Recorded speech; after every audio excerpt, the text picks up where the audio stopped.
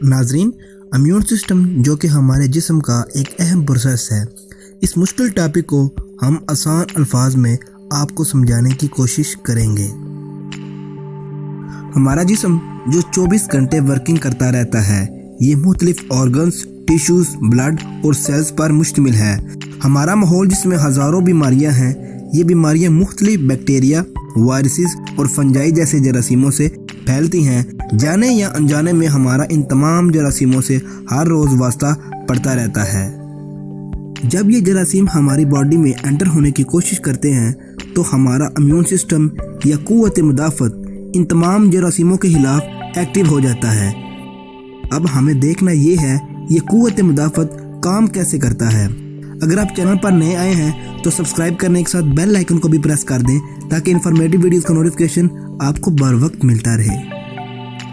कुव्वत मुदाफ़त दो हिस्सों पर मुश्तमिल होती है, एक का नाम इनमेट इम्यूनिटी और दूसरे का नाम अडाप्टिव इम्यूनिटी।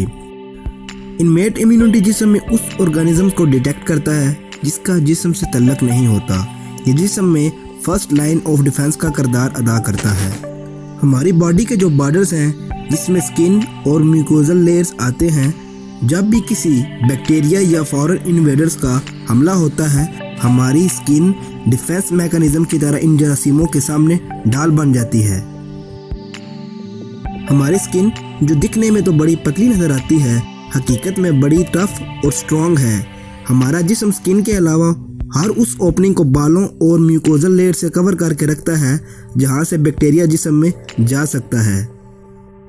इनमें हमारा नाक, कान और मुंह शामिल है।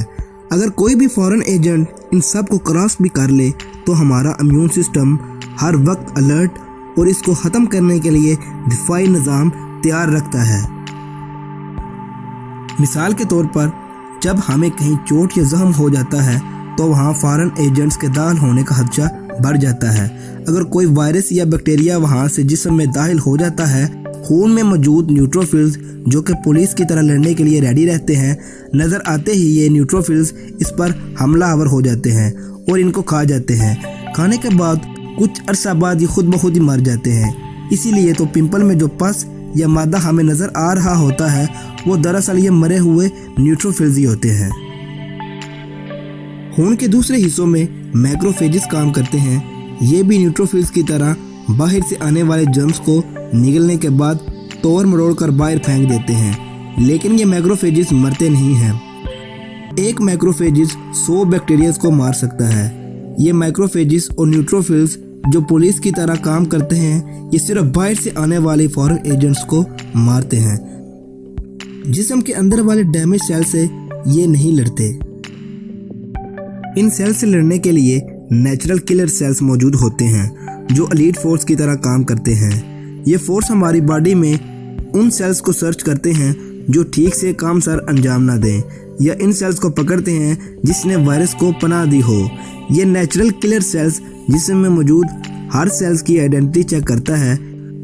ये आइडेंटिटी सेल्स में मौजूद एक प्रोटीन होती है जिसे MHC1 कहते हैं। जिस सेल में वायरस या बैक्टीरिया मौजूद होता है, ये MHC1 इसे जाहिर कर देता है या वो सेल ये प्रोटीन बनाना छोड़ देता है, जिसको देखते ही नेचुरल किलर सेल्स इसमें जहर डाल देते हैं और ऐसे वो सेल मर जाता है। अब बात करते हैं अडाप्टिव इम्यूनिटी की।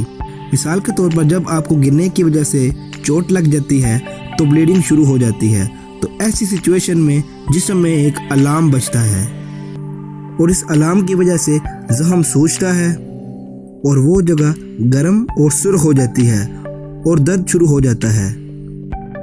और ये सारा प्रोसेस जिस्म खुद ही करता है। जिस्म अगर इस तरह करे, इसका मतलब ये होता है कि आपका डिफेंस सिस्टम और रिपेयर सिस्टम बिल्कुल ठीक काम कर रहा है।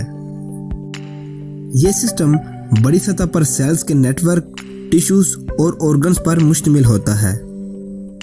हमारा इम्यून सिस्टम लाखों वाइट ब्लड सेल्स पर इन्हिसार करता है जिसे हम ल्यूकोसाइट्स भी कहते हैं, जो हड्डियों के अंदर गोदे में मौजूद होता है। ये वाइट ब्लड सेल्स खून और लिम्फेटिक सिस्टम में चले जाते हैं। लिम्फेटिक सिस्टम जिस्म में रगों का ऐसा मजमूआ है जो जहरीले मादे और गंद को खून में से साफ करता है। हमारे जिस्म में 4000 से 11000 ल्यूकोसाइट्स खून के 1 माइक्रोलीटर में मौजूद होते हैं। ल्यूकोसाइट्स सिक्योरिटी पर्सनल की तरह काम करता है, जो हर वक्त खून में किसी सस्पिशियस साइंस को डिटेक्ट करने में लगा रहता है।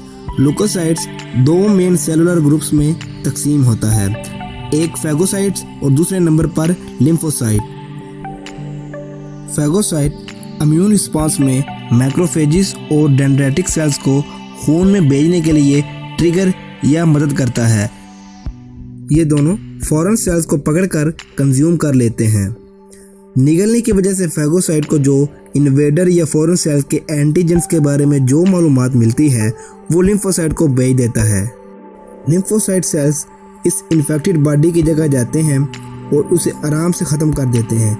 इसी दौरान टी सेल्स और बी सेल्स जिसमें ख़ास प्रोटीन पैदा करते हैं जिसे हम एंटीबॉडीज़ कहते हैं। ये एंटीबॉडीज़ उन इन्फेक्टेड सेल्स, बैक्टीरिया, वायरसेस या पैरासाइट्स को ख़त्म करके जिस्म को नॉर्मल कर देते हैं। और इसी तरह हमारे जिस्म में ये प्रोसेस चलता रहता है और हम कई बीमारियों से महफूज हो जाते हैं।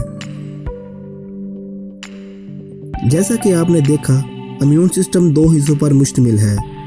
पहला इनमेट इम्यूनिटी, जो कि बाहर से आने वाला बैक्टीरिया या वायरस को जिस्म की बाहर वाली सतह से अंदर आने से रोकता है, और दूसरी अडाप्टिव इम्यूनिटी, जब फॉरेन एजेंट तमाम रुकावटों को पार करके जिस्म में दाखिल हो जाए तो वाइट ब्लड सेल्स स्पेशल किस्म की प्रोटीन को पैदा करता है जिसे हम एंटीबॉडीज़ कहते हैं, और वो उस फॉरेन एजेंट को ख़त्म कर देता है जो बॉडी को नुकसान पहुंचा सकता है।